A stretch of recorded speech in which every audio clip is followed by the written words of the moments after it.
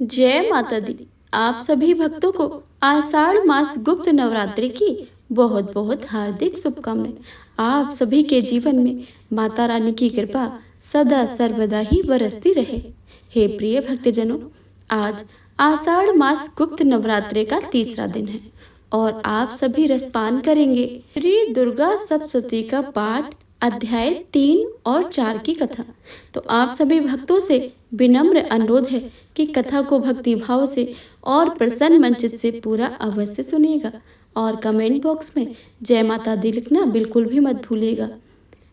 श्री दुर्गा सप्तशती के अंत में माता रानी से अपनी भूल चूक के लिए क्षमा याचना करेंगे। एक बार प्रेम से बोलिए जय माता दी। सेनापतियों सहित महिषासुर का वध।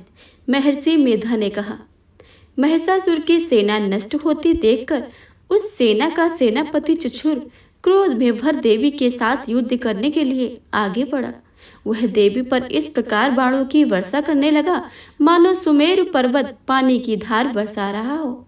इस प्रकार देवी ने अपने बाणों से उसके बाणों को काट डाला तथा उसके घोड़े व सारथी को मार दिया। साथ ही उसके धनुष और उसकी अत्यंत ऊंची ध्वजा को भी काट कर नीचे गिरा दिया। उसका धनुष कट जाने के पश्चात उसके शरीर के अंगों को भी अपने बाणों से देवी ने बीन दिया। धनुष, घोड़े और सारथी के नष्ट हो जाने पर भी वह असुर ढाल और तलवार लेकर देवी की तरफ आया। उसने अपनी तीक्ष्ण धार वाली तलवार से देवी के सिंह के मस्तक पर प्रहार किया और बड़े वेग से देवी की बाएं भुजा पर वार किया, किंतु देवी की बाईं भुजा को छूते ही उस दैत्य की तलवार टूटकर 2 टुकड़े हो गए। इससे दैत्य ने क्रोध में भरकर शूल हाथ में लिया और उसे भद्रकाली देवी की ओर फेंका। देवी की ओर आता हुआ वह शूल आकाश से गिरते हुए सूर्य के समान प्रज्वलित हो उठा। उस शूल को अपनी ओर आते हुए देखकर देवी ने भी शूल छोड़ा और महाअसुर शूल के 2 टुकड़े हो गए थे और साथ ही महाअसुर के प्राणों को भी हर लिया। चुछुर के मरने पर देवताओं को दुख होने वाले चामर नामक दैत्य हाथी पर सवार होकर देवी से लड़ने के लिए आया और उससे आने के साथ ही शक्ति से प्रहार किया, किंतु देवी ने अपनी हुंकार से ही उसे तोड़कर पृथ्वी पर डाल दिया। शक्ति को टूटा हुआ देखकर दैत्य ने क्रोध से लाल होकर शूल को चलाया, किंतु देवी ने उसको भी काट दिया। इतने में देवी का सिंह उछलकर हाथी के मस्तक पर सवार हो गया और दैत्य के साथ ही बहुत तीव्र युद्ध करने लगा। फिर वह दोनों लड़ते हुए हाथी पर से पृथ्वी पर आ गिरे और दोनों बड़े क्रोध से लड़ने लगे। फिर सिंह बड़े जोर से आकाश की ओर उछला। जब पृथ्वी की ओर आया तो उसने पंजे पर चामर का सिर धड़ से अलग कर दिया। क्रोध से भरी हुई देवी ने शिला और वृक्ष आदि की चोटों से उदग्र को भी मार दिया। कराल को दांतों, मुक्कों और थप्पड़ों से चूड़कर डाला। क्रुद्ध हुई देवी ने गदा के प्रहार से उद्धत दैत्य को मार दिया। भिंदी पाल से बास्कल को, बाणों से ताम्र तथा अंधक को मौत के घाट उतार दिया। तीनों नेत्रों वाली परमेश्वरी ने त्रिशूल से उग्राशय, उग्रवीर और महाहनु नामक राक्षसों को मार गिराया। उसने अपनी तलवार से बिडाल नामक दैत्य का सिर काट डाला तथा उसने बाणों से दुधर और दुर्मुख राक्षसों को यमलोक को पहुंचा दिया। इस प्रकार जब महिषासुर ने देखा कि देवी ने सेना को नष्ट भ्रष्ट कर डाला है तो वह भैंसे पर सवार होकर गणों को दुख देने लगा। उन गणों से कितने को उसने मुख से प्रहार किया, कितनों को खुरों से, कितनों को पूंछ से, कितनों को सींगों से, बहुतों को दौड़ाने के बेग से, अनेकों को सिंहनाद से, कितनों को चक्कर देकर और कितनों को श्वास वायु के झोंकों से पृथ्वी पर गिरा दिया। वह दैत्य इस प्रकार गणों की सेना को गिरा देवी के सिंह को मारने के लिए दौड़ा। इस पर देवी को बड़ा ही गुस्सा आया। उधर दैत्य भी क्रोधित होकर धरती को खुरों से खोदने लगा तथा सिंगों से पर्वतों को उखाड़ उखाड़ कर धरती पर फेंकने लगा और मुख से शब्द करने लगा। महिषासुर के वेग से चक्कर देने के कारण पृथ्वी क्षुब्ध होकर फटने लगी। उसकी पूंछ से टकराकर समुद्र चारों ओर फैलने लगे। सींगों के आघात से मेघ खंड खंड हो गए और श्वास से आकाश में उड़ते हुए पर्वत फटने लगे। इस तरह क्रोध से भरे हुए राक्षस को देखकर चंडिका को भी क्रोध आया और उसे मारने के लिए क्रोध में भर गई। देवी ने पाश फेंककर दैत्य को बांध लिया और उसने बच जाने पर दैत्य का रूप त्याग कर सिंह का रूप बना लिया। और जो ही देवी उसका सिर काटने के लिए तैयार हुई, उसने पुरुष का रूप बना लिया, जो कि हाथ में तलवार लिए हुए। देवी ने तुरंत अपने बाणों के साथ उस पुरुष की तलवार और ढाल सहित बीन डाला। इसके पश्चात वह हाथी के रूप में दिखाई देने लगा और अपनी लंबी सूंड से देवी के सिंग को खींचने लगा और गरजने लगा। देवी ने अपने लगातार तलवार अपनी सूंड से काट डाली। तब राक्षस ने एक बार फिर भैंसे का रूप धारण कर लिया और पहले की तरह चर अचर जीवों सहित समस्त त्रिलोकी को व्याकुल करने लगा। इसके पश्चात क्रोध से भरी हुई देवी बारंबार उत्तम मधु का पान करने लगी और लाल लाल नेत्र करने हंसने लगी। उधर बलवीर तथा मद में युद्ध हुआ। दैत्य भी गरजने लगे, अपने सींगों से देवी पर पर्वतों को फेंकने लगा। देवी अपने बाणों से उसके फेंके हुए पर्वतों को चूर्ण करती हुई बोली, अरे मूढ़, जब तक मैं मधुपान कर रही हूँ तब तक तू गरज ले, और इसके पश्चात मेरे हाथों तेरी मृत्यु हो जाने पर देवता गरजेंगे। महर्षि मेधा ने कहा। यूं कहकर देवी उछलकर उस दैत्य पर जा चढ़ी और उसके अपने पैरों से दबाकर शूल से उसके गले को आघात किया। देवी के पैर में दबने पर भी दैत्य अपने दूसरे रूप में अपने मुख से बाहर होने लगा। अभी भी वह आधा ही बाहर निकला था कि देवी ने अपने प्रभाव से उसे रोक लिया। जब वह आधा निकला हुआ था, दैत्य युद्ध करने लगा तो देवी ने अपनी तलवार से उसका सिर काट दिया। इसके पश्चात सारी राक्षस सेना हाहाकार करती हुई वहां से भाग खड़ी हुई और सब देवता अत्यंत प्रसन्न हुए तथा ऋषियों और महर्षि सहित देवी की स्तुति करने लगे। गंधराज गान करने लगे तथा अप्सराएं नृत्य करने लगी। अब सुनिए चौथा अध्याय, इंद्र आदि देवताओं द्वारा देवी की स्तुति। महर्षि मेधा बोले, देवी ने जब पराक्रमी दुरात्मा महिषासुर को मार गिराया और असुरों की सेना को मार दिया तथा देव आंत्र समस्त देवताओं पर सिर और शरीर को झुकाकर भगवती की स्तुति करने लगे। जिस देवी ने अपनी शक्ति से यह जगत व्याप्त किया है और जो संपूर्ण देवताओं तथा महर्षियों के पूजनीय है, उस अंबिका को हम भक्ति पूर्वक नमस्कार करते हैं। वह हम सबका कल्याण करे।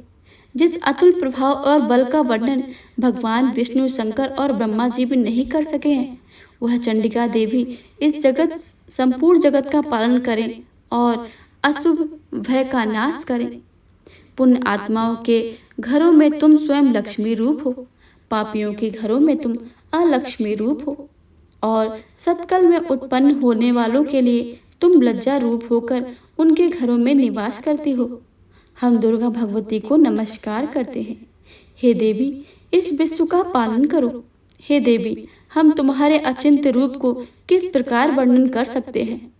असुरों का नाश करने वाले भारी पराक्रम तथा समस्त देवताओं और दैत्यों के विषय में जो तुम्हारे पवित्र चरित्र हैं, उनका हम किस प्रकार वर्णन करें।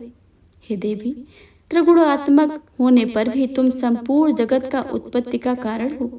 हे देवी, भगवान विष्णु, शंकर आदि किसी भी देवता ने तुम्हारा पार नहीं पाया है। तुम सबकी आश्रय हो। यह संपूर्ण जगत तुम्हारा ही अंश रूप है, क्योंकि तुम सबकी आदिभूत प्रकृति हो। हे देवी, तुम्हारे जिस नाम के उच्चारण से संपूर्ण यज्ञों में से सब देवता तृप्ति लाभ करते हैं, वह स्वाहा तुम ही हो। इसके अतिरिक्त तुम पितरों की तृप्ति का कारण हो, इसलिए सब आपको श्रद्धा कहते हैं। हे देवी, वह विद्या जो मोक्ष देने वाली है, जो अचिंत्य महाज्ञान स्वरूपा है, तत्वों के सार को वश में करने वाले, संपूर्ण दोषों को दूर करने वाले, मोक्ष की इच्छा रखने वाले मुनिजन जिसका अभ्यास करते हैं, वह तुम ही हो। तुम बाड़ी रूप हो। तुम दोष रहित ऋग और यजुर्वेद की एवं उद्गति और सुंदर पदों के पाठ वाले शाम वेद के आश्रय रूप हो। तुम भगवती हो। इस विश्व की उत्पत्ति एवं पालन के लिए तुम वार्ता के रूप में प्रकट हुई हो। तुम संपूर्ण जगत की पीड़ा हरने वाली हो। हे देवी, जिसने सारे शस्त्रों को जान लिया है, वह मेधा शक्ति तुम ही हो और दुर्गम भव सागर से पार करने वाले नौका तुम ही हो। लक्ष्मी रूप से विष्णु भगवान के हृदय में निवास करने वाली और भगवान महादेव द्वारा सम्मानित गौरी देवी तुम ही हो। मंद मुस्कान वाले निर्मल पूर्ण चंद्र बिंब के समान और उत्तम स्वर्ण की मनोहर कांति से कामनीय तुम्हारे मुख को देखकर भी महिषासुर क्रोध में भर गया। यह बड़े आश्चर्य की बात है। और हे देवी, तुम्हारा यही मुख जब क्रोध से भर गया तो उदय काल में चंद्रमा की भांति लाल हो गया और तनी हुई भौं के कारण विकराल रूप हो गया। उसे देखकर भी महिषासुर के शीघ्र प्राण ही निकल गए। यह बड़े ही आश्चर्य की बात है। आपके कुपित मुख के दर्शन करने भला कौन जीवित रह सकता है। हे देवी, तुम हमारे कल्याण के लिए प्रसन्न हो। आपके प्रसन्न होने से इस जगत का उद्भव हुआ होता है और जब आप क्रोध हो जाती हैं तो कितने ही कुलों का सर्वनाश हो जाता है। यह हमने अभी अभी जाना है कि जब तुमने महिषासुर की बहुत बड़ी सेना को देखते ही देखते मार दिया है। हे देवी, सदा प्रताप देने वाली तुम जिस पर प्रसन्न हो जाती हो वह देश में सम्मानित होते हैं। उनके धन यक्ष की वृद्धि होती है। उनका धर्म कभी शिथिल नहीं होता है। उनके यहाँ अधिक पुत्र पुत्रियों नौकर होते हैं।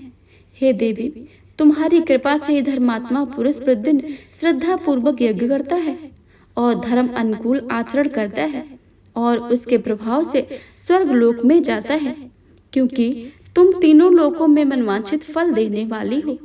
हे माँ दुर्गे, तुम स्मरण करने पर संपूर्ण जीवों के भय को नष्ट कर देती हो और स्थिर चित्र वालों के द्वारा चिंतन करने पर उन्हें अत्यंत मंगल कर देती हो। हे दरिद्र मुख नाशनी देवी, तुम्हारे सिवा दूसरा कौन है। तुम्हारा चित्त सदा दूसरों के उपकार में लगा रहता है। हे देवी, तुम शत्रुओं के लिए इसलिए मारती हो कि उनके मारने पर दूसरों को सुख मिलता है। वह चाहे नरक में जाने के लिए चिरकाल तक पाप करते रहे हों, लेकिन तुम्हारे साथ युद्ध करने के साथ सीधे ही स्वर्ग को जाते हैं, इसलिए तुम उनका वध करती हो। हे देवी, क्या तुम दृष्टिपात मात्र से ही समस्त असुरों को भस्म नहीं कर सकती? अवश्य ही कर सकती हो, किंतु तुम्हारा शत्रुओं को शत्रुओं के द्वारा मारना इसलिए है कि शस्त्रों के द्वारा मारकर वे स्वर्ग को जाएं। इस तरह से हे देवी, उन शत्रुओं के प्रति भी तुम्हारा विचार उत्तम है। हे देवी, तुम्हारे उग्र खड़ग की चमक से और त्रिशूल की नोक की कांति की किरणों से असुरों की आंखें फूट नहीं गई। उसका कारण यह था कि किरणों से शोभामान तुम्हारे चंद्रमा के समान आनंद प्रदान करने वाले सुंदर मुख को देख रहे थे। हे देवी, तुम्हारा शील बुरे वृतांत को दूर करने वाला है और सबसे अधिक तुम्हारा रूप, जो ना तो कभी चिंतन में आ सकता है और ना ही उसकी दूसरों से कभी तुलना ही हो सकती है। तुम्हारा बल व पराक्रम शत्रुओं का नाश करने वाला है। इस तरह तुमने शत्रुओं पर भी दया प्रकट की है। हे देवी, तुम्हारे बल की किसके साथ बराबरी की जा सकती है तथा शत्रुओं को भय देने वाला इतना सुंदर रूप और किसका है। हृदय में कृपा और युद्ध में निष्ठुरता, यह दोनों बातें तीनों लोकों में केवल तुम ही में देखने में आई हैं। हे माता, युद्ध भूमि में शत्रुओं को मारकर तुमने उन्हें स्वर्ग लोक में पहुंचाया है। इस तरह तीनों लोकों की तुमने रक्षा की है तथा उन उन्मत्त असुरों से जो हमें भय था उसको भी तुमने दूर किया है। तुमको हमारा नमस्कार है। हे देवी, तुम शूल तथा खड़ग से हमारी रक्षा करो तथा घंटे की ध्वनि और धनुष की टंकोर से भी हमारी रक्षा करो। हे चंडिके, आप अपने शूल को घुमाकर पूर्व पश्चिम उत्तर और दक्षिण दिशा में हमारी रक्षा करो। तीनों लोकों में जो तुम्हारे सौम्य रूप है और घोर रूप है, उनसे हमारी रक्षा करो तथा इस पृथ्वी की रक्षा करो। हे अंबिके, आपके कर पल्लवों में जो खड़ग शूल और गदा आदि शस्त्र शोभा पा रहे हैं, उनसे हमारी रक्षा करो। महर्षि बोले कि इस प्रकार जब सब देवताओं ने जगत माता भगवती की स्तुति की और नंदन वन के पुष्पों तथा गंध अनुलेपों द्वारा उनका पूजन किया और फिर सबने मिलकर जब सुगंधित व दिव्य धूपों द्वारा उनको सुगंधित निवेदन की, तब देवी ने प्रसन्न होकर कहा कि हे देवताओं, तुम सब मुझसे मनवांछित वर मांगो। देवता बोले, हे भगवती, तुमने हमारा सब कुछ कार्य कर दिया है। अब हमारे लिए कुछ भी मांगना बाकी नहीं रह गया है। क्योंकि तुमने हमारे शत्रु महिषासुर को भी मार डाला है।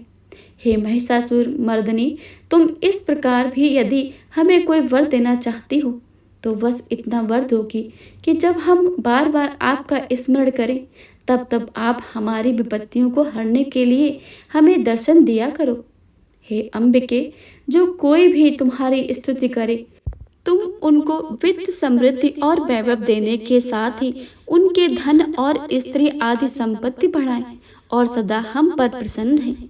महर्षि बोले, हे राजन, देवताओं ने जब जगत के लिए तथा अपने लिए इस प्रकार प्रश्न किया तो बस तथास्तु कहकर देवी अंतर ध्यान हो गई।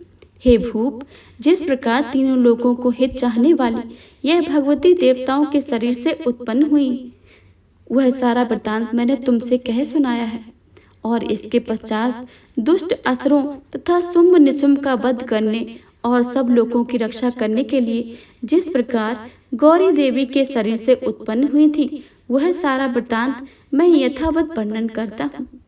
हे प्रिय भक्तजनों, तो यह था आज का अध्याय। इससे आगे की कथा आप आने वाले अध्याय में अवश्य ही सुनिएगा। हमारे इसी चैनल पर आषाढ़ मास गुप्त नवरात्रि में प्रतिदिन सुनी जाने वाली दुर्गा देवी की कथाएं अपलोड की गई हैं, तो कृपया करके आप उन्हें भी अवश्य ही सुनिएगा तथा माता रानी का रक्षा कवच अवश्य ही सुने, जिसको सुनने मात्र से ही माता रानी सदैव उस मनुष्य की रक्षा करती हैं। श्री दुर्गा सप्तशती के अध्याय को सुनने के पश्चात माता रानी से क्षमा याचना अवश्य ही करें। हे परमेश्वरी, मेरे द्वारा रात दिन सहस्त्रों अपराध होते रहते हैं। यह मेरा दास है, यह समझकर मेरे उन अपराधों को तुम कृपा पूर्वक क्षमा करो। हे परमेश्वरी, मैं आवाहन नहीं जानती हूँ, विसर्जन भी नहीं जानती हूँ तथा पूजा करने का भी ढंग नहीं जानती हूँ। आप मुझे क्षमा करो, मुझे क्षमा करो। हे देवीश्वरेश्वरी, मैंने जो मंत्रहीन, क्रियाहीन और भक्तिहीन पूजन किया है वह सब आपकी कृपा से पूर्ण हो। सैकड़ों अपराध करके भी जो तुम्हारी शरण में जाकर जगदम्ब पुकारता है वह उस गति को प्राप्त होता है जो ब्रह्म आदि देवताओं के लिए भी सुलभ नहीं है। हे जगदम्बे, मैं अपराधी हूँ किंतु तुम्हारी शरण में आई हूँ। इस समय दया की पात्र हूँ, तुम जैसा चाहो वैसा ही करो। हे देवी परमेश्वरी, अज्ञान से भूल अथवा बुद्धि भ्रांत होने के कारण मैंने जो न्यूनता और अधिकता कर दी हो वह सब क्षमा करो और प्रसन्न हो। सच्चिदानंद स्वरूपा परमेश्वरी, जगत माता कामेश्वरी, तुम मेरी प्रेम पूर्वक यह पूजा स्वीकार करो और मुझ पर प्रसन्न रहो। हे देवीश्वरेश्वरी, तुम गोपनीय से भी गोपनीय वस्तु की रक्षा करने वाली हो। मेरे निवेदन किए हुए इस जप को ग्रहण करो।